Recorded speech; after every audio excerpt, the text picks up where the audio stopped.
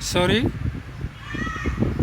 মিছিল মিটিংয়ে সমানে সমানে দেখেছি ছাত্রলীগ এবং ছাত্র শিবিরকে, কিন্তু মাস্তানিতে শুধু দেখেছি ছাত্রলীগকেই।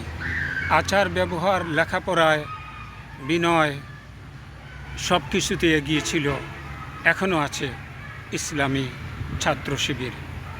এবং তাবলিগ জামাতকে আমি ছাড়িনি, ছেড়েছি শুধু ছাত্রলীগকে। তাবলিগকে এখনও হৃদয়ে ধারণ করি, ভালোবাসি তাদের ছয় উসুল, তাদের কার্যক্রম, কিন্তু এটাকে পূর্ণাঙ্গ দিন চর্চা মনে করি না। সুতরাং অনুরোধ করব, সময় পেলে আপনারা তাবলিগ জামাতে সময় দিন।